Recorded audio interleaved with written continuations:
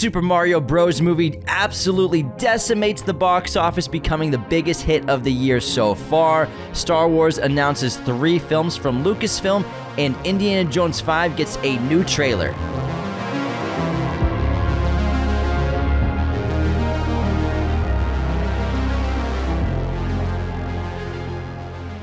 Hello, movie friends. Welcome back to Raiders of the Lost Podcast, the ultimate film and TV podcast. We're very excited to be talking about a ton of movie news this week. So much is going on, so many major announcements. But before we continue, we're doing a movie meetup. We're going to go see Evil Dead Rise in theaters on April 22nd. That's a Saturday at AMC 16 in Burbank, California, the 5:20 p.m. showing. This isn't like a sponsored or event or anything. We're just getting a crew together to see how many people show up to come see a movie with us. Again, this is rated R for all you under 18-year-olds. But if you want to come hang out with us before the movie and after the movie and watch Evil Dead Rise and watch me squirm in my seat, we'll be at AMC 16 in Burbank, California at the 5:20 p.m. laser AMC showing for Evil Dead Rise. We're right now taking up the middle of row F. So feel free to get seats around there. But we got a little crew building right now, so come watch a horror movie with us. It'll be fun. Yeah, and all the details are on our Instagram post, so check that out for the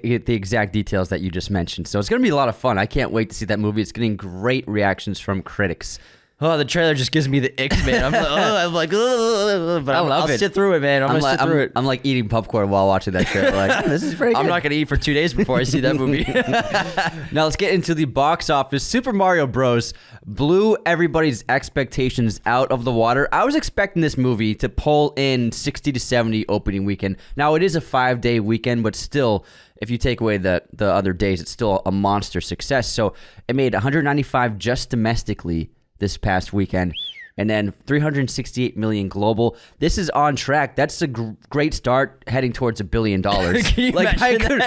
I looked up the 1993 film with John Leguizamo.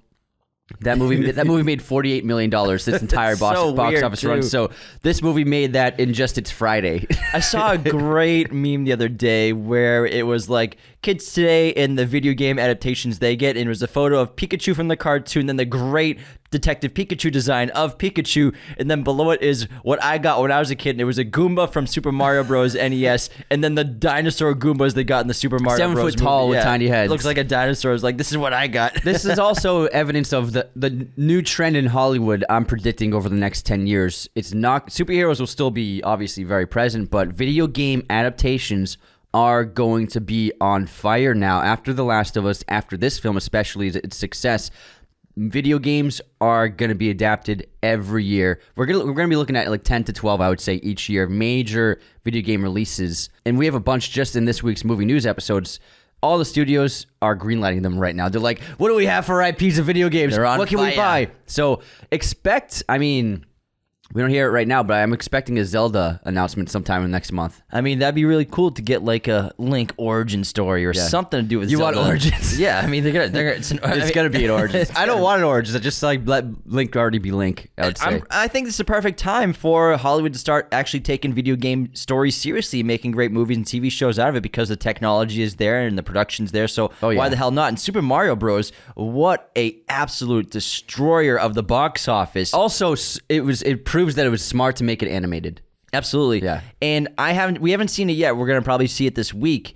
But it looks awesome. It looks really funny. Everyone's saying it's terrific and had a great time, but it's hitting such a massive generation, multiple generations of fans, because this is a perfect like family movie. If like you have kids, you're in your 30s or 40s, and your kids want to see it, this is the perfect movie like to go millennial to, because it'll be perfect for people who are 30s, 40s, who have kids who played the Mario games their entire lives growing up.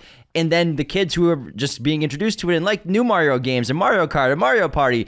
Everyone's going to have fun at this movie. And based on the trailer, they're hitting kind of like every kind of Mario reference. They got Mario Kart. They got Super Mario Bros. NES. They got Mario 64. Like everything I've seen from the trailer, it just gets me excited to see it. The Rainbow Road, like I can't wait to check it out. Looks like a ton of fun. And in second place, with a great first weekend is Air, the new Ben Affleck, Matt Damon film about the rise of the Air Jordans. Rise. Air Jordans, rise.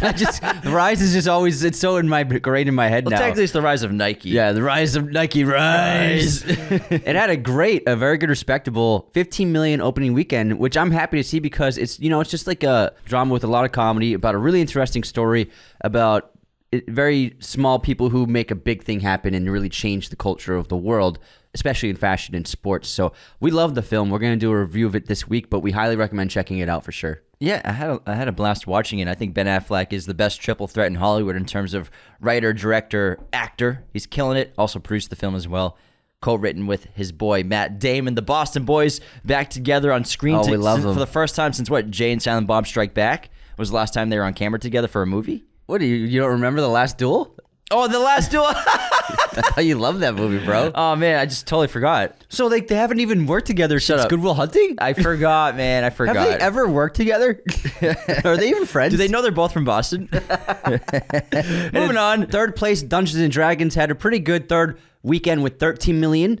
John Wick in fourth place with also 13 million, and then Scream 6 is still holding on strong with a 3 million in its second month of release. Scream 6 also broke this mold of Scream movies of not being able to hit 150 million. It is past 150 million box office now, so very good success for them. Moving on to probably the biggest news of the week was the massive Star Wars celebration that also had a ton of announcements for projects going forward, as well as 3 new movie releases. But first, we got a look at the Acolyte as well as the Skeleton Crew. If you were there, you got to see, I think, a trailer and little teasers. I saw some footage online. As well as images of both. The Ahsoka Tano trailer also was released, and that's out on the internet as well right now, as well as the new poster for that. Daisy Ridley was announced to be returning as Rey Skywalker hyphen Palpatine. Just kidding. But the 3 new Star Wars movies announced are going to be directed by James Mangold, Dave Filoni, and Charmin Obaid-Chinoy, who recently won an Oscar for Best Short Film. Now, James Mangold's film is going to be called Dawn of the Jedi. Takes place during the Old Republic, and quoting Mangold, it takes place 25,000 years before Episode 6, and it's about the discovery of the Force. Origins! He explains, I told Kathleen Kennedy I wanted to make a kind of Bible movie, a kind of 10 Commandments of Star Wars, kind of a Cecil B. DeMille film about the arrival of the Force, and that's what I've been pecking away at between press events. That's the idea. Dave Filoni's film will cultivate the events of the Mandoverse, and then Charmin's film will be about rebuilding of the Jedi Order set 15 years after Revenge of the Sith, and this is the one that will star Daisy Ridley as Rey. I honestly think it's smart to bring Daisy Ridley back. I know that people weren't happy with those movies, but I always found Daisy to be an excellent lead, very talented actor, and I always enjoyed Rey. Obviously, the story didn't work out like everybody hoped it would, but I still think she's a strong character and an excellent performer. And going forward, like if I was in charge, I would also give Daisy Ridley her own franchise. She's the contemporary Luke. Yeah. You got to go with her. She's the lead of the franchise of the IP. Yeah. I think it's a really smart idea to get Rey Skywalker back. The Ahsoka trailer looks really cool. They didn't tease too much, but like you got a sense for the world. The lead characters, we get a couple Siths and a couple of Jedi, so it looks like a lot of fun. Still waiting for the Sebastian Stan-led Luke Skywalker movie. I think that's a no-brainer, but Lucasfilm gonna Lucasfilm.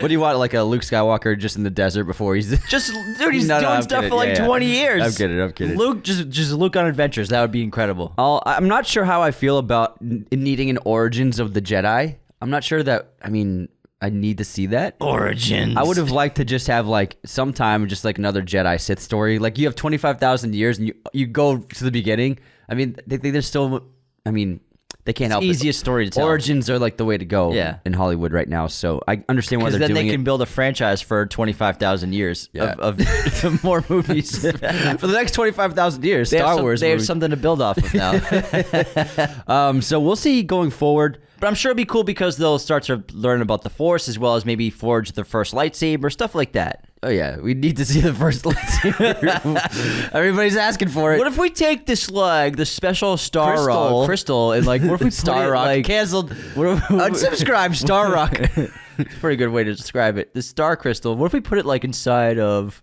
this like handgun? Like, see what happens. Yeah, you know your stuff, man. Big time. Big time.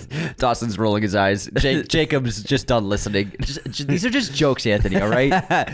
Also, James Mangold is absolutely on fire right now with Indy, the Star Wars film. And Swamp Thing, and he's going to be actually shooting his Bob Dylan biopic with Timothée Chalamet starting this August. So he just announced, because he's doing so much press for the Star Wars news announcements event they had the other day, and someone asked him about the Bob Dylan biopic, which has been in development for I think 3 years now. Chalamet's been attached to that for a very long time. Like before he even was in Dune, he was attached to star as Bob Dylan. And they said they're finally going forward with an August shooting date. So I think that the Indy post-production phase and reshoots delayed that film several months. So expect the Bob Dylan biopic to come out next winter. If they're shooting by fall this year, it's going to be targeted for a winter release next year. And I think Timothée Chalamet is a perfect choice for Bob Dylan. He has the look, the facial, hair, the facial face, structure, like very similar chin. I think once he has the big curls, it's gonna be like, that's fucking Bob Dylan. Also, he can sing. He's been learning guitar for like a long time now, for years now. He's been indefinitely practicing and training for this role, so he'll be singing and playing guitar. Yeah. So, and he does have musical theater in his background, so I'm looking forward to seeing him. And plus, he's doing the Willy Wonka film, so I'm sure he's a great singer. And I'm really looking forward to these next big movies of his to hear his voice and see that other side to his talent as a performer. Yeah, I'm super excited about it as well. And it's gonna follow Bob Dylan starting when he was 19, when he just became an absolute sensation. In like 2 to 3 years, he became the biggest musician in the world, and he came to New York with nothing in his pockets, 19 years old with a guitar, and just changed the world of music forever. So I think it's a really cool idea for the story, and super excited for it to finally get filming. The rumor is August is when they're going to start filming, and more James Mangold will stay on him because we got Indian Swamp Thing. He's been confirmed officially to be writing a script for DC for the Swamp Thing, and we can assume he's probably going to direct it after he directs the Bob Dylan biopic, as well as Indiana Jones and the Dial of Destiny got a new trailer, which they released with Lucasfilm at this big Star Wars event and is online right now. I have mixed feelings about this trailer because I'm a little worried that they showed a little too much of the movie in this trailer. Obviously, the movie, we got the runtime from Kathleen Kennedy is going to be 2 hours and 22 minutes, but I think they showed a little too much. We got a little bit of the backstabs going on in the double crosses. We got some stuff going on. I feel like they should have hid that stuff for the film. Overall, though, but they put a Rolling Stones song, which was an interesting choice for an Indiana Jones film because it didn't really feel like an indie trailer at first. And then, how do you not have John Williams? Well, they blended in the theme later on around like the minute and a half mark.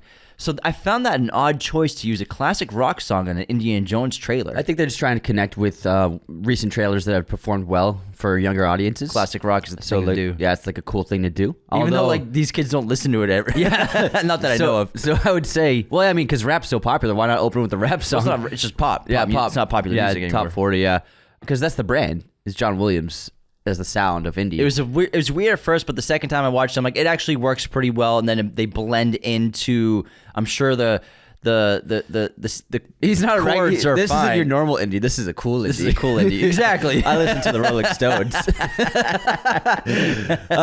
Ultimately, Sympathy for the Devil is a song that was chosen. Yeah, so it was. They showed a little bit more of the story for sure. I would have liked to see. They still haven't revealed the de-aged speaking.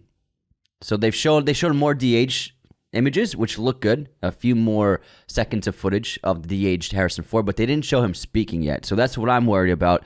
The movement of the mouth when de-aged actors are speaking, that's something they haven't really been able to crack completely yet. So they might be holding on to that to fix it up still. So that I'm curious to see the de-aged sequence. What's it going to look like when he's actually speaking and saying dialogue? So that's the biggest challenge. There's also a few reveals in the trailer that I was shocked that they did in a trailer. Whereas Helena, who's her father, I've been curious for so long, who is Helena's father? It was revealed that it's Indy's friend in the opening flashback sequence. Toby Jones' character clearly is Helena's father because I've been shot 9 times, once by your father, and then the flashback of him getting shot in the shoulder. So I would say that was the de-aging sequence of him like moving his mouth. But like, why are you revealing that in the trailer?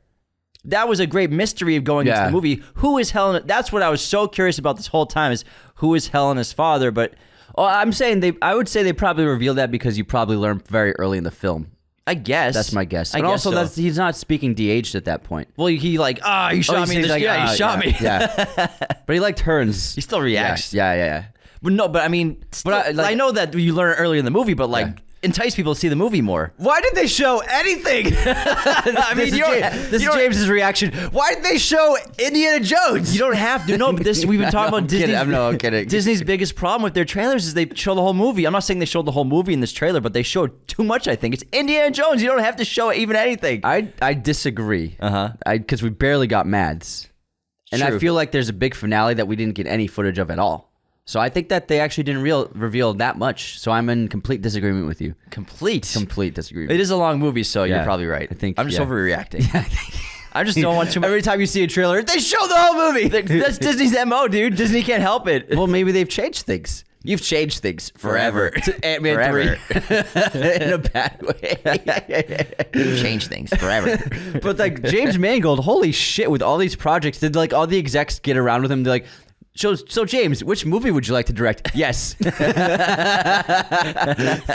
Indy, Star Wars, Bob Dylan, Swamp Thing. Well, dude, after Logan and then after Ford vs. Ferrari, he's definitely one of the best directors working right now. Oh yeah, he's very in demand, and I mean, can't blame him. But also, it's cool to be bouncing around all the studios too. He's not just sticking to one. So he's like the Michael Giacchino of directing. Just yes. DC and Marvel, sure. Pixar, okay. All right, let's move on to, speaking of Joker, the reference we did earlier. Joker, Folie, Deux has wrapped filming. Todd Phillips announced on social media. He also shared the first images of Lady Gaga as Harley Quinn, the first official images, as well as Joaquin Phoenix as Joker. Two great little still shots of both characters from the film. And I am very excited about this. There's been a ton of behind-the-scenes footage. It seems like they saved a lot of the big outdoor sequences really for the end of filming, which I think was really smart, just to get people excited about it towards the end of the production, so that's probably not a distraction for everyone in the cast and crew being hounded, I guess, by reporters and people because you're filming outside in New York City. So last week, all the behind-the-scenes footage that people are shooting of Harley Quinn dancing and singing up the famous Joker steps, that was all being revealed, but little did we know that they were wrapping up filming pretty much. Yeah, I'm really looking forward to this. I think that from the day one, I was so happy with Lady Gaga's casting announcement, and I still feel like even though we've seen a lot of this shoot happening in New York City in the exteriors, it's probably only a matter of minutes of footage of the film, realistically. And it comes out on October 4th, 2024, not very far away. And I know we should probably do Joker very soon. We should, because we did it for our second episode. Our second episode, we did Loner Cinema. We did Joker versus Taxi Driver and compared those two films, but that was when we didn't really know exactly what we were doing in terms of a podcast. Oh my God. So maybe we should revisit Joker very soon. We should. And I'm actually really excited about this. I know there's a lot of mixed reactions to people finding out that it's a musical, but I'm telling you, go back and watch Joker. That movie has several musical numbers, several dance scenes, singing. It has lots of components and elements from a musical in it already. So it kind of is a musical in a lot of ways, that film. Yeah. Speaking of Joaquin Phoenix, we got all these connecting threads. Woo! Napoleon, Ridley Scott's biopic of the commander and eventual emperor of France, is getting a release date by Apple TV. So no release for Apple TV streaming has been announced yet, but Apple TV, like we said last week, is committing to theatrical releases, so they will be releasing Napoleon on November 22nd in theaters prior to its streaming release, and they haven't even announced the streaming release date yet, so they're probably trying to figure that out. Should we wait a month? Should we wait 6 weeks? I'm guessing they'll wait 40 days before they put it on Apple TV, but it's great news that these big movies made by great filmmakers, you can see them on the big screen, even if it's produced by Apple TV. I'm very excited about Napoleon. I'm listening to some podcasts about the man, the legend from Corsica, from France, because he's a fascinating human being, one of the great generals and leaders of armies and conquerors of all time. And it's really cool to get a movie about him. This is something that Stanley Kubrick was trying to develop and make for years. I think they're kind of basing the story somewhat loosely around those notes. Spielberg's doing it. Spielberg's doing that? Spielberg's doing a miniseries. Off Kubrick's notes? Off Kubrick's notes, yeah. Gotcha. Because he was actually helping Kubrick. And so Spielberg announced a month ago he's putting together the project of a Napoleon series. It's an incredibly fascinating story. It changed the world, especially Western civilization, forever. So I can't wait to see the movie. You changed things forever. Napoleon, you've changed things forever. But I recommend doing a little background. Who kills for money? Don't talk like that. You're not like one of them. Why do you want to kill me? I don't want to kill you. You complete me. I don't want to kill you. Anyways, fascinating human being, crazy story. Again, get some background going into it because it's a complex individual, so much history around it. But I'm very excited about this movie. The image is fantastic. It's Joaquin on horseback with cavalry, charging, sword drawn. Let's go, Ridley Scott. You are the man. I love you to death. And we got another origin story. Origins. Heat is getting an origin story. Well, not technically an origin. It's a prequel. So Michael Mann actually wrote a sequel to his film as a novel. Came out a couple months ago. It's got rave reviews, bestseller, apparently very good. And so he's looking to adapt that into a feature film. Now, Adam Driver is rumored to be signing on as the coveted role of Neil McCauley, De Niro's character in the Michael Mann film. He too will serve as both a sequel and prequel, jumping timelines. So the novel focuses on 4 different periods in a non-sequential structure, taking place between 1988, 1995, 1996, and 2000. Read it like I wrote it, taking place in those years, not between. Inside of them. The first Right prepositions, please. In the first time period, it follows a wounded criminal, Chris, Val Kilmer's character, evading authorities. He makes his way to South America, where he partners with new characters who ultimately introduce him to 2 rivaling Taiwanese crime families. Another storyline follows younger versions of both Vincent Hanna and Neil McCauley in Chicago. The two nearly cross paths as they encounter a violent criminal. The novel also features an after storyline pivoting to Los Angeles 5 years after the events of Heat. Now, we don't know if the script is going to follow this structure completely, but I'm assuming it'll take some of those elements for sure. Oh, yeah, absolutely. That's a lot of bouncing around for a movie, but I mean, if they can do it well, I think it'll work fine. And I believe it shows how Chris met his wife in Vegas in the 1988 storyline. And they fell in love right away. Yeah. And he took her out of Vegas and brought her to California, wherever he came. I'm down. I mean, it is what it is. Like we keep saying with the reboots, the sequels, legacy reboots, prequels. It's Michael Mann, dude. As long as he's doing it, I'll watch it. The guy's awesome. It's okay. It's his story, you know? He created it. And if he has more of that story to tell, that's cool, you know? I'm just very curious who they're going to get for Vincent Hanna. Now, that's Al Pacino's character. She had a great ass. You had your head all the way up it. Because I think Adam Driver's an awesome casting. He's way taller than De Niro, but it's whatever. It doesn't matter. But my life's a disaster zone. So talented, but who are they going to get to star opposite him? Big shoes to fill. Yeah, for both characters. Big shoes to fill. Very excited about this. Sign me up. Heat 2. Let's go. Yeah, absolutely. We got a bunch of trailers also. The Barbie trailer, the new one, finally released and dropped, and it showed an absolutely stacked, star-studded cast. And I like the tone. It's very Wes Anderson-esque sort of inspiration because it's just like subverting expectations of reality where there are humans as Barbies, but like everything's plastic, the cars are plastic, and just having fun with the physical elements of the world and reality in physics and just having a good time doing it. Kind of like you're just like a kid playing with your Barbie dolls. You're imagining them to be real, but everything around them is fake and plastic. Yeah, and it looks like it's taking like a Lego movie approach as well, but with like live action actors. And it seems as though what you can gather in the trailer at the end is that there is a real world with real people, and that Barbie and Ken are going to enter the real world. And that's where I think we got scenes of like them at Venice Beach skating from behind the scenes and stuff. So Barbie and Ken will go from their Barbie world into the real world and interact with the real world. It seems like the humor is going to be spot on to stuff like SpongeBob SquarePants, where it's obviously this is a kid's movie. It's Mattel. They're going to be moving a lot of dolls after this. That's the point of the film. Lots of dollhouses. But also it's going to be entertaining for adults because even like the ending sequence of the trailer where it's Ken and Barbie, and Ken's like, I think I should sleep over tonight. And Barbie's like, why? He's like, because. She's like, but why? Like they're both oblivious. He's like, I'm not really sure. They have no idea why. Yeah. So it's like that goes over kids' heads, but adults are like, oh, I know what Ken wants to do, or Ken thinks he wants to do, or doesn't know. It looks like Gosling and Robbie have terrific chemistry. Mm-hmm. Yeah. So and they're both great at comedy, and I think Ryan Gosling is one of the most underrated comedic actors because he does So funny. He really does comedy here and there, but he's really like his timing, his delivery is really perfect. The Nice Guys, Yeah. he's so funny in that movie. Are you kidding me? He's hysterical. And how about another trailer? We got the Secret Invasion trailer. Did we talk about this last week or no? We did. Oh yeah, we did. Yeah. We talked about that Anyways, last week. it's out. Let's move on. They did release a new poster though. Okay, new poster. They released a new poster. But yeah, we talked about it last week. Sorry, my bad. Guardians of the Galaxy 3 has actually released its soundtrack online, so it's now available if you want to listen to the soundtrack that the team put together for the film.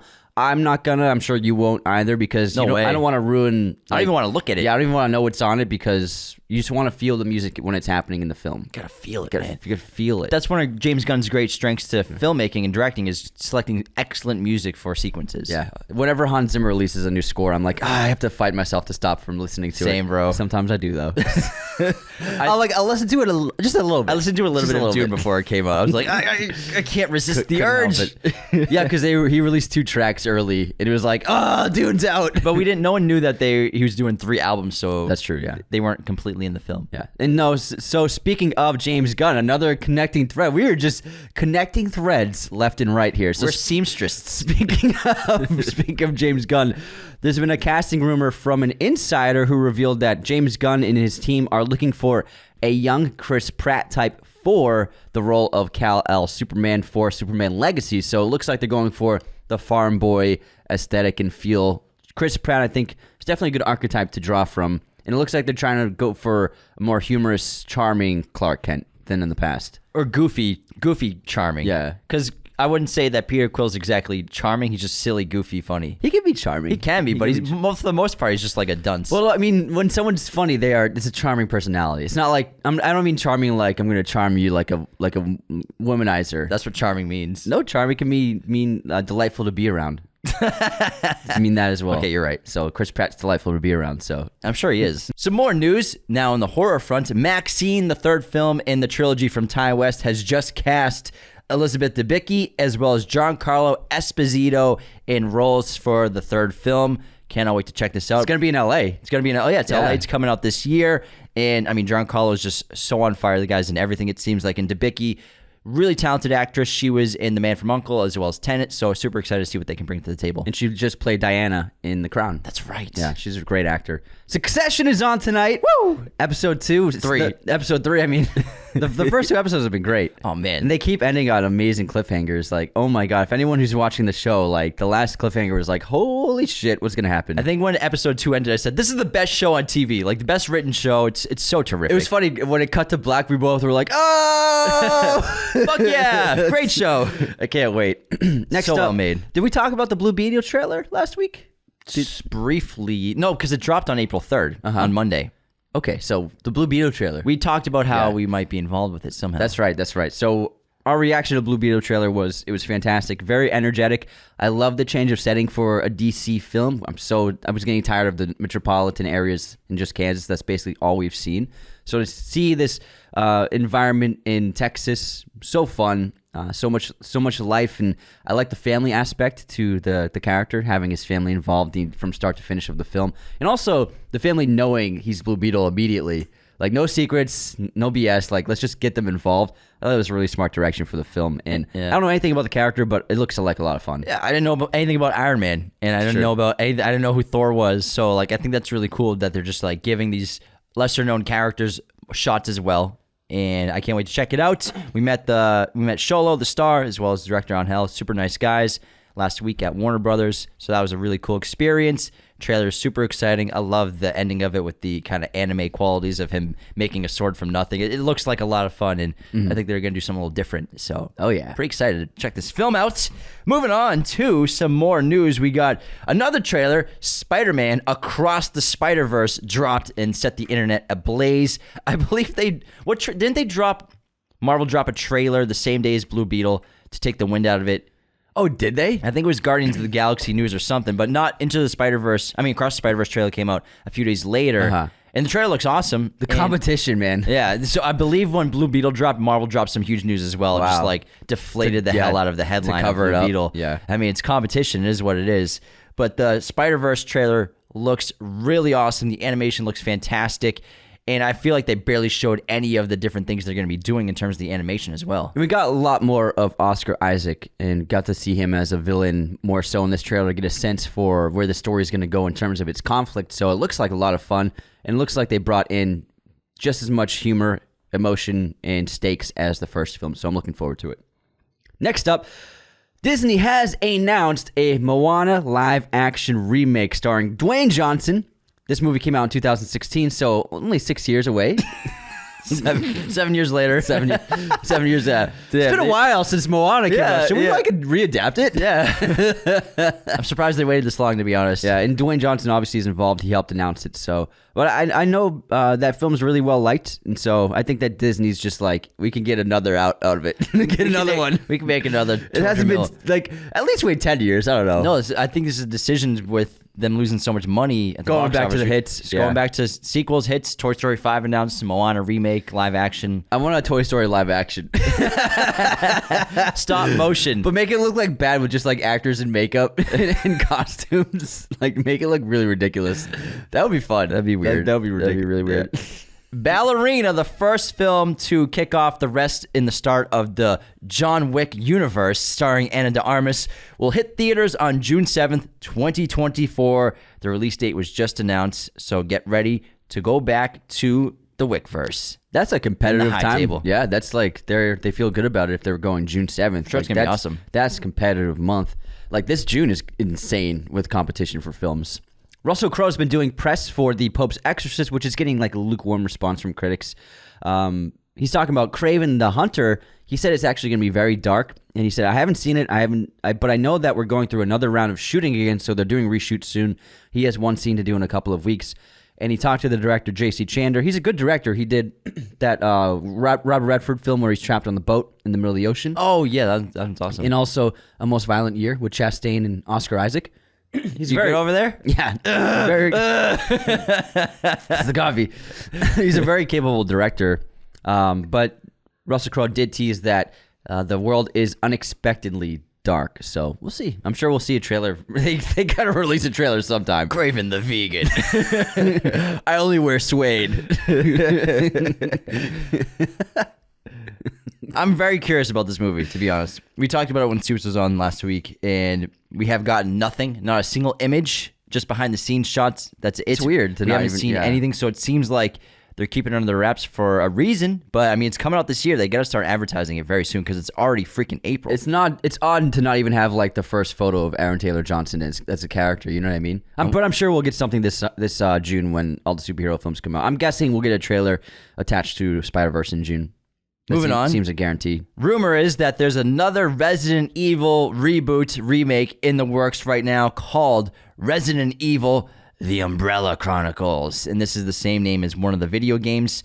So yet another reboot. I believe Paul S. Anderson's going to be producing it, who made... It's Paul W. S. Paul W. S. Anderson. Yeah. Get it right. You come to my house, you get my wife's name right. Christineth. What are you, stupid? Christineth.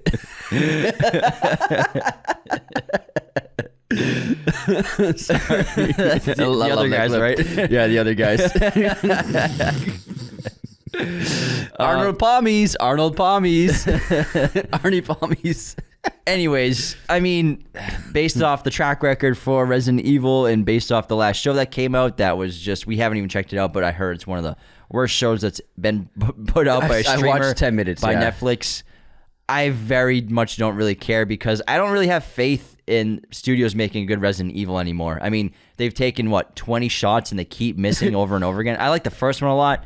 It's just, it seems like such a no-brainer script that kind of writes itself, but they just overcomplicate it, overthink it. Just make it simple, make it awesome. I'm not sure why, because I mean, respected Paul W. S. Anderson. He's made a bunch of movies, but he's made all the Resident Evil movies. Only the first one's pretty good, and none of the other ones are very good at all. So it's odd to keep him involved still in the franchise. You know what I mean? Well, he knows what he's doing as a director. You know? But don't you want new blood to like a new interpretation? I would That's say why I think it's get weird. A great screenwriter. Like he's made 6 of them. Like get someone else to do it. He's good with action. That's the thing. But I think if you just get a good screenwriter, then it'd be fine. I guess so. Yeah, I don't know. Simple story, great screenwriter. Like it's just zombies. How do you mess this up every time? Next up, speaking of video games, I know it's more than just zombies. I know like monsters, but it's dogs too, man. all sorts of stuff. There's a live-action Minecraft movie that's been announced by Warner Brothers starring Jason Momoa. It's going to be coming out April 2025. So in 2 years, like I said earlier, video games are going to be super hot the next several years. Speaking Super of hot. Street Fighter, the rights for a film adaptation just got purchased at Legendary. They'll be making the film with Capcom, and I'm sure they'll be putting that into pre-production very soon and getting that out probably around the same time, 2025. Hopefully they don't get. I mean, do you think Jean-Claude Van Damme will return? No. Honestly, I love that movie though, especially even though JCVD is French as hell and he's playing like the most American guy of all He time. has an American flag tattoo. That's the beauty of America, baby. It's a beauty. Anyone can come here and be an American. It's true. It's a ridiculous movie, but we loved it as kids.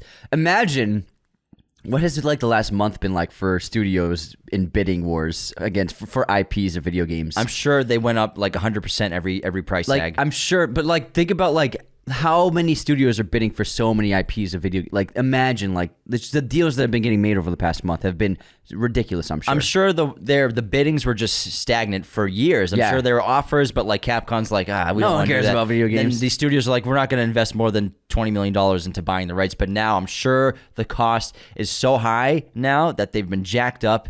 The inflation of the rights war, as well as studios offering boatloads of more money now. So I'm sure that we're going to be seeing so many more purchases and rights distributions getting made for studios. I feel like every week is going to be a new announcement. I'm guessing it's going to be Probably. It seems to be the real new trend in Hollywood is video video adaptations. games and origins. And Rise. Well, there's nothing I've wanted more than a Street Fighter origin story. We don't know if it's going to be origins. I hope not. You know, it would be really cool if they managed to do like a great adaptation of it because the characters are so loved, but then like use the elements of like the 2D video game and just like the face-offs. I think it could be really cool. You definitely got to do. They have to do a 2-shot fight for like at least 5 minutes, just like a one take. Even put the bars up there. They have to put do the that. health bars up there. Yeah, why not? Just Why for not? fun. Like Why not? Scott Pilgrim, man. Yeah, honestly that's a great I idea. think studios are so afraid to get creative like that. That's a really good idea. Honestly, Why not? you listening, Legendary? You listening? Listen up. Do it. Listen good. Final bit of news is Paddington 3 has been announced. It's going to be Paddington in Peru. Very cute. Very cute. Although a new director, So, we'll see. It's actually a director who's never directed a film before. wow. Yeah, so it's going to be his debut. The other director, he's busy with Wonka. That's right. Well, Paddington's getting a trilogy. Very exciting I love stuff. Paddington. Paddington 2 is a really delightful. It's a delightful, charming movie. Very charming. It changed things. Paddington, you've changed things Forever.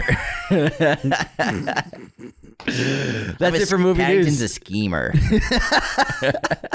All he eats is marmalade. You